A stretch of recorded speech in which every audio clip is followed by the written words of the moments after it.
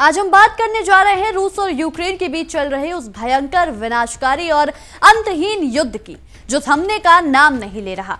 पिछले कई सालों से लगातार चल रही ये जंग अब एक ऐसे खतरनाक और बेहद संवेदनशील मोड़ पर आ पहुंची है, जहां हर बीतता दिन तबाही, बर्बादी और सिर्फ डर की नई तस्वीरें लेकर आ रहा है।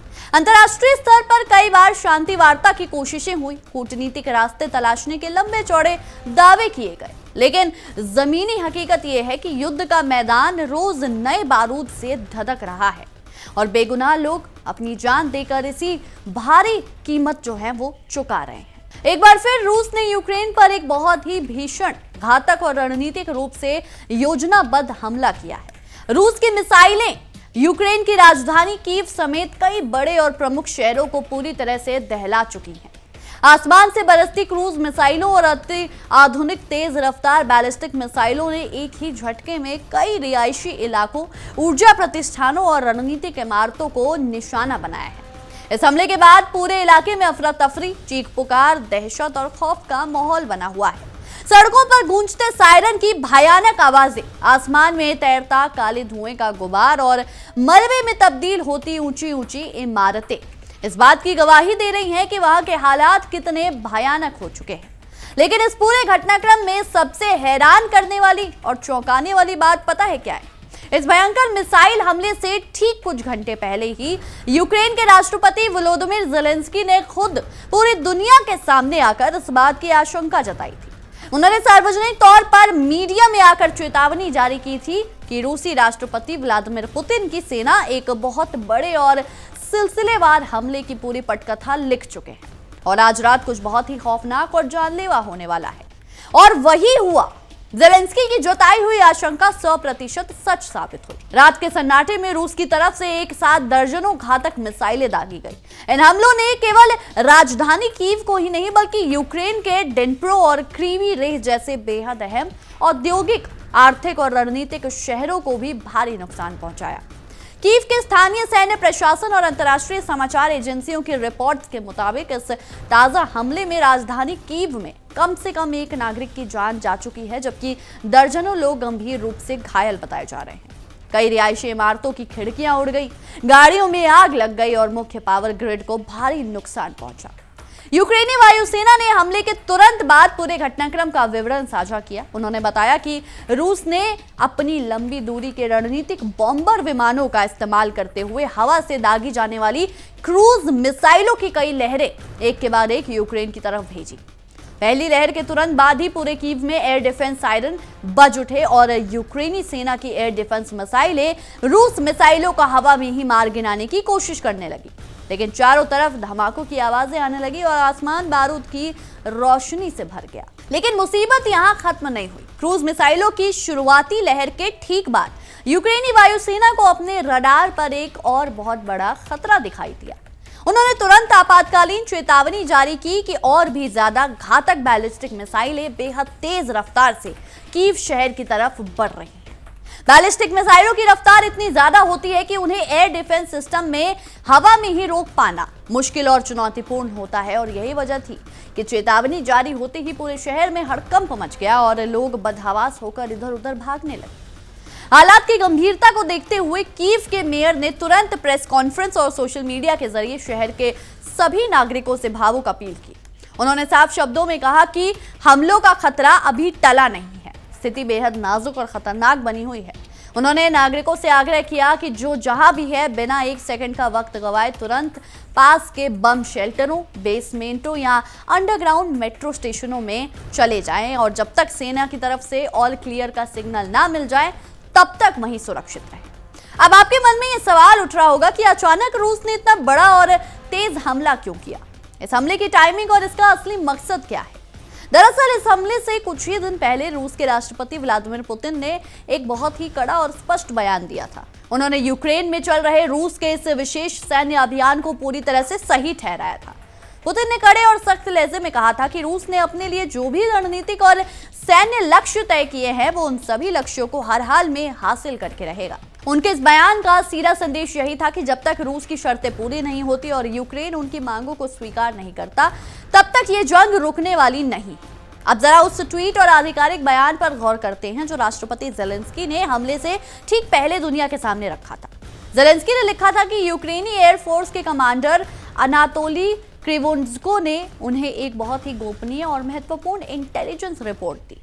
इस रिपोर्ट में साफ लिखा था कि रूसी सेना पिछले कुछ दिनों से एक बहुत बड़े और विनाशकारी हमले की तैयारी कर रही थी और इस बात की 99% संभावना है कि आज ही की रात वो हमला किया जाए। ज़ेलेंस्की का ये ट्वीट केवल अपने लोगों को सावधान करने के लिए नहीं था, बल्कि ये पश्चिमी देशों और अमेरिका के लिए एक सीधा गुहार, चेतावनी और दबाव का जरिया भी था। उन्होंने अपने संदेश में बहुत ही तीखे और सीधे शब्दों में लिखा कि ये बहुत जरूरी है कि हमारे सहयोगी देश पूरी तरह से समझें कि जमीनी स्तर पर क्या हो रहा है। यूक्रेनी नागरिकों की जान बचाना सीधे तौर पर इस बात पर निर्भर करता है कि हमारे साथी देश एयर डिफेंस मिसाइलों और आधुनिक हथियारों के साथ हमारी मदद करने के लिए कितने तत्पर हैं या वो इसमें देरी कर रहे हैं। ज़ेलेंस्की ने बिना किसी झिझक के अमेरिका और उन यूरोपीय देशों का नाम लिया जिनके पास आधुनिक पैट्रियट एयर डिफेंस सिस्टम मौजूद है। उन्होंने कहा कि अमेरिका और उसके सहयोगियों के पास वो रक्षात्मक प्रणाली मौजूद है जो हमारे आसमान को रूस की मिसाइलों से बचा सकती है। हर एक सहयोगी देश बहुत अच्छी तरह जानता है कि इस वक्त यूक्रेन को किस चीज की सबसे ज्यादा सख्त जरूरत है और वो ये भी जानते हैं कि हथियारों की सप्लाई में थोड़ी सी भी देरी का क्या खौफनाक और जानलेवा नतीजा हो सकता है। उन्होंने अंत में अपने देशवासियों से अपील करते हुए कहा कि आज रात पूरे यूक्रेन में एयर रेड अलर्ट का पूरी मुस्तैदी से पालन करें और अपनी जान की सुरक्षा को पहली प्राथमिकता दें। लेकिन अफसोस कि ज़ेलेंस्की की इस गुहार के बावजूद रूसी मिसाइलें यूक्रेन के एयर डिफेंस सिस्टम को चकमा देकर जमीनी ठिकानों से टकरा गईं और चारों तरफ तबाही का खौफनाक मंजर देखने को मिला। ये पूरा घटनाक्रम हमें एक बहुत बड़े और कड़वे सच से रूबरू कराता है। ये जंग अब सिर्फ दो पड़ोसी देशों के बीच की सीमा विवाद या जमीन के टुकड़े की लड़ाई तक सीमित नहीं रह गई। ये रूस और नाटो समर्थित यूक्रेन के बीच एक बहुत बड़ा और खतरनाक छद्म युद्ध यानी प्रॉक्सी वॉर बन चुका है। एक तरफ रूस है जो अपने विशाल सैन्य ताकत, आधुनिक मिसाइल टेक्नोलॉजी और अपार प्राकृतिक संसाधनों के दम पर यूक्रेन को पूरी तरह से पंगु बना देना चाहता है। उसका मुख्य उद्देश्य यूक्रेन के ऊर्जा बुनियादी ढांचे, सैन्य ठिकानों और बड़े निर्णय लेने वाले प्रशासनिक केंद्रों को पूरी तरह तबाह करना है ताकि यूक्रेन दबाव में आकर बातचीत की मेज पर उनकी शर्तों को मानने के लिए मजबूर हो जाए। दूसरी तरफ यूक्रेन के राष्ट्रपति वोलोदिमीर ज़ेलेंस्की हैं जो अपनी पूरी ताकत से मैदान में टिके हुए हैं, लेकिन उनकी ये ताकत काफी हद तक पश्चिमी देशों से मिलने वाली अरबों डॉलर की आर्थिक और सैन्य मदद पर टिकी हुई है। अगर अमेरिका, ब्रिटेन और यूरोपीय संघ से उन्हें मिसाइलें, टैंक, गोला बारूद और वित्तीय सहायता ना मिले तो यूक्रेन के लिए इतने विशाल और शक्तिशाली देश का सामना लंबे समय तक कर पाना लगभग असंभव हो जाएगा। इस ताजा हमले ने पश्चिमी देशों के सामने भी एक बहुत बड़ा धर्म संकट खड़ा कर दिया है। यदि वो यूक्रेन को और ज्यादा पैट्रियट मिसाइलें और लंबी दूरी के खतरनाक हथियार देते हैं तो रूस इसे सीधे अपने खिलाफ नाटो का सीधा युद्ध मानेगा और इससे पूरे यूरोप में एक भयंकर महायुद्ध का खतरा मंडराने लगेगा। और अगर वो मदद में देरी करते हैं या धीरे धीरे मदद से पीछे हटते हैं तो यूक्रेन रूस के आगे घुटने टेकने पर मजबूर हो जाएगा। रूसी मिसाइलों के पास इस ताजा प्रकोप से भी ये साफ हो गया है कि पुतिन अपने रुख से 1 इंच भी पीछे हटने को तैयार नहीं है। वो पूरी दुनिया को ये कड़ा संदेश देना चाहते हैं कि पश्चिमी देशों द्वारा लगाए गए कड़े आर्थिक प्रतिबंधों और अंतर्राष्ट्रीय दबाव के बावजूद रूस की सैन्य क्षमता में कोई भी कमी नहीं आई है। वो जब चाहे जहां चाहे यूक्रेन के किसी भी शहर को अपनी मिसाइलों का निशाना बना सकते हैं। इस मिसाइल हमले के बाद पूरे मध्य और पूर्वी यूरोप में तनाव एकदम चरम पर पहुंच गया है। कीव, डिनप्रो और क्रीवी रे जैसे शहरों में बुनियादी ढांचा पूरी तरह चरमरा गया है। कड़ाके की ठंड के बीच बिजली, पानी और हीटिंग की सप्लाई ठप हो चुकी है, जिससे आम नागरिकों का सामान्य जीवन पूरी तरह अस्त व्यस्त हो गया है। भीषण ठंड और आसमान से बरसती मिसाइलों के खौफ के बीच बेगुनाह लोग अपने ही देश में दर दर भटकने और शरणार्थी बनने को मजबूर हैं। अब आइए इस युद्ध के वैश्विक और आर्थिक पहलुओं पर भी थोड़ा गहराई से ध्यान देते हैं। जब भी रूस और यूक्रेन के बीच ये संघर्ष उग्र रूप लेता है, इसका सीधा और भयंकर असर पूरी दुनिया के देशों पर पड़ता है। यूक्रेन को यूरोप का अन्न का कटोरा माना जाता है, जहां गेहूं और सूरजमुखी की भारी मात्रा में उत्पादन होती है, और रूस दुनिया के सबसे बड़े तेल और प्राकृतिक गैस उत्पादकों में से एक है। जब कीव और अन्य शहरों पर मिसाइलें गिरती हैं तो वैश्विक आपूर्ति श्रृंखला पूरी तरह प्रभावित और ठप हो जाती है। इसके कारण पेट्रोल, डीजल, सप्लाई गैस, रसोई गैस और खाने पीने की जरूरी चीजें इनके दाम पूरी दुनिया में तेजी से बढ़ने लगते हैं, जिससे भारत जैसे विकासशील देशों की भी आम जनता पर महंगाई का भारी बोझ पड़ता है। इसके साथ ही इस युद्ध ने अंतर्राष्ट्रीय कूटनीति के पूरे ढांचे को हिलाकर रख दिया। संयुक्त राष्ट्र जैसी बड़ी अंतर्राष्ट्रीय संस्थाएं इस संघर्ष को रोकने में पूरी तरह बेबस और लाचार नजर आ रही हैं।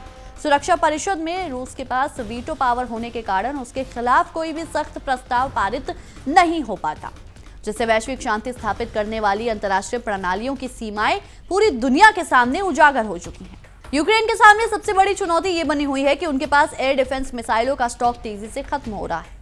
पैट्रियट जैसी मिसाइलें बेहद महंगी, जटिल और आधुनिक होती हैं, जिन्हें बनाने और सप्लाई करने में काफी समय लगता है। रूस इस बात को बहुत अच्छी तरह जानता है और यही वजह है कि वो एक साथ दर्जनों सस्ती मिसाइलें और ड्रोन दागता है ताकि यूक्रेन की महंगी और सीमित एयर डिफेंस मिसाइलें खत्म हो जाएं और बाद में रूस आसानी से बड़े और अहम ठिकानों को तबाह कर सके। सैन्य भाषा में इसे वॉर ऑफ एक्सटेंशन यानी थका देने वाला युद्ध कहा जाता है। वहीं दूसरी ओर यूक्रेन के अंदर आम नागरिकों की स्थिति लगातार चिंताजनक और दयनीय होती जा रही है। युद्ध के कारण लाखों लोग अपना घर बार छोड़कर यूरोप के अन्य देशों में शरणार्थी बनकर रहने को मजबूर हैं। जो लोग देश के भीतर बचे हुए हैं उन्हें रोज सुबह एयर रेड सायरन के खौफनाक शोर के साथ उठना पड़ता है और रातों के ठंडे बम शेल्टरों में गुजारनी पड़ती है। बच्चों की पढ़ाई और भविष्य पूरी तरह अधर में लटक चुका है और देश का स्वास्थ्य प्रशासन घायलों के इलाज के भारी दबाव में दिन रात काम कर रहा है। अस्पतालों में दवाइयों की किल्लत होने लगी है और डॉक्टरों को 24 घंटे बिना सोए घायलों का ऑपरेशन करना पड़ रहा है। कीव की सबवे और अंडरग्राउंड ट्रेन पटरियां अब केवल यातायात का साधन नहीं रही, बल्कि हजारों परिवारों के लिए रात बिताने का इकलौता सहारा बन चुकी हैं। छोटे बच्चों को खिलौने के बजाय मिसाइल सायरन की आवाज सुनकर शेल्टर की ओर भागने की आदत डालनी पड़ रही है, जो कि सदी की सबसे बड़ी मानवीय त्रासदी मानी जा सकती है। इस बीच ये भी समझना जरूरी है कि रूस इस समय अपनी सैन्य उत्पादन क्षमता को कई गुना बढ़ा चुका है। पाश्चात्य प्रतिबंधों के बावजूद रूस ने अपनी घरेलू अर्थव्यवस्था को वॉर मोड यानी युद्धकालीन अर्थव्यवस्था में बदल दिया है। कारखानों में दिन रात मिसाइलें, ड्रोन और गोला बारूद तैयार किए जा रहे हैं। रूस ने अपने पुराने सोवियत युग के हथियारों का आधुनिकीकरण करके उन्हें गाइडेंस सिस्टम से लैस किया, जिससे वो कम लागत में ज्यादा तबाही मचाने में सक्षम है। दूसरी तरफ पश्चिमी देशों में भी अब यूक्रेन युद्ध को लेकर जनता का धैर्य धीरे धीरे दबाव दे रहा है। यूरोप और अमेरिका के आम करदाता अब अपने राजनेताओं से सवाल पूछ रहे हैं कि उनके टैक्स का खरबों रुपया यूक्रेन को हथियारों के रूप में क्यों भेजा जा रहा है, जबकि उनके अपने देशों में महंगाई और बेरोजगारी जैसी समस्याएं बढ़ रही हैं। इस वजह से पश्चिमी देशों की सरकारों पर भी अब ये दबाव बढ़ रहा है कि वो इस युद्ध को जारी रखने के बजाय किसी कूटनीतिक समाधान की ओर कदम बढ़ाएं। इन सबके बीच ये देखना बेहद महत्वपूर्ण होगा कि विश्व राजनीति किस दिशा में मुड़ती है। वाशिंगटन और अन्य यूरोपीय राजधानियों में होने वाले राजनीतिक निर्णय ही ये तय करेंगे कि यूक्रेन को आगे कितनी सैन्य फंडिंग और हथियार मिलते रहेंगे। अगर पश्चिमी देशों से मिलने वाली आर्थिक और सैन्य मदद की रफ्तार धीमी पड़ती है तो जेलेंस्की और उनकी सेना के लिए अग्रिम मोर्चों पर टिके रहना बेहद मुश्किल हो जाएगा। रूसी जनरलों की रणनीति अब केवल सैन्य ठिकानों को तबाह करने की नहीं, बल्कि यूक्रेन की जनता को उनके मनोबल को तोड़ने की भी है। जब शहरों में लगातार बिजली नहीं रहेगी, पानी की आपूर्ति बंद हो जाएगी और कड़ाके की ठंड में घर ठंडे पड़ जाएंगे, तो स्वाभाविक रूप से जनता में हताशा फैलेगी। रूस चाहता है कि यूक्रेन की आवाम स्वयं अपनी सरकार पर युद्ध रोकने और बातचीत की मेज पर आने का दबाव बनाए, लेकिन यूक्रेनी राष्ट्रपति व्लादिमीर ज़ेलेंस्की लगातार अपने भाषणों में कह रहे हैं कि यूक्रेन अपनी 1 इंच भी जमीन रूस को नहीं देगा। ज़ेलेंस्की का मानना है कि किसी भी प्रकार का समझौता केवल पुतिन को कुछ समय की राहत देगा, जिसके बाद रूस और अधिक शक्तिशाली होकर दोबारा आक्रमण कर सकता है। यही कारण है कि वो लगातार बिना शर्त पूर्ण सैन्य सहायता की मांग कर रहा है।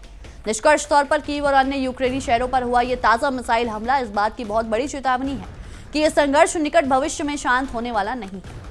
ये युद्ध केवल 2 सेनाओं या 2 राष्ट्रों के बीच का मुकाबला नहीं, बल्कि ये आधुनिक कूटनीति, वैश्विक अर्थव्यवस्था और आम मानवीय जीवन पर एक बहुत बड़ा आघात है।